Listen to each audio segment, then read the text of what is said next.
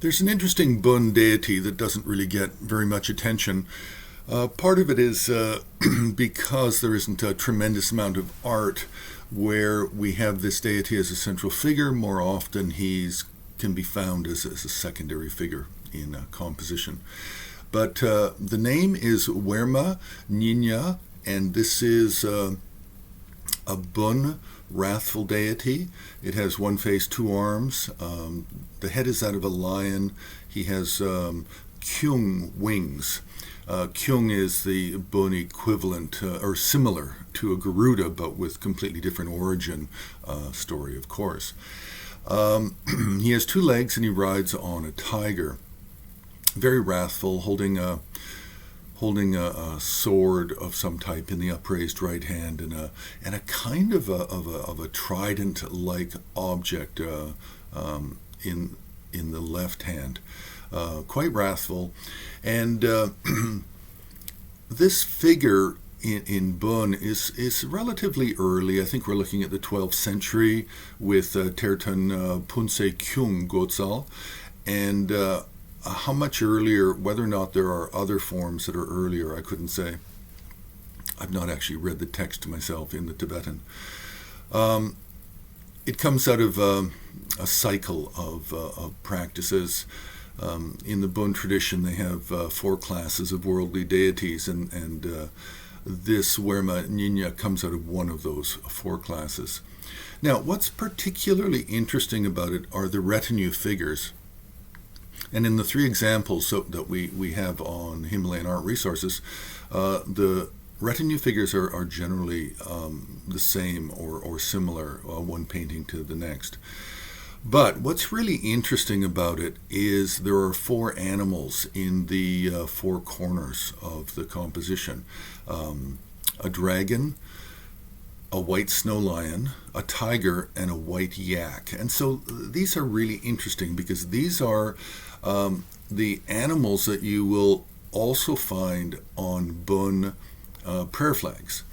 And then you will also find three of them on Buddhist prayer flags, which of course are from the Himalayan region, most likely from the Amdo region of northeastern Tibet, for the origin of this type of prayer flags, with what they call the lungta, with the generally with the horse in the middle. But here we don't have that. Here we have just the four animals: the dragon, snow lion, tiger, and white yak.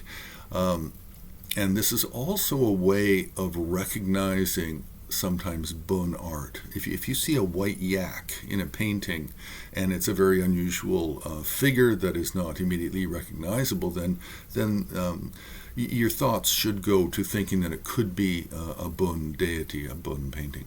Now, what's also very unusual about the three examples we have is all three are essentially Nashi. They're not really Tibetan. They're Nashi culture paintings, and Nashi, a lot of Nashi people are followers of the Bun religion, and even in their own language, they refer to Tibetans as uncle. It's the uncle branch of the family.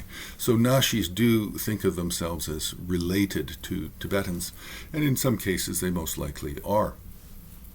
So this deity is very interesting because it gives us a little bit of a glimpse into some of the earliest prayer flags.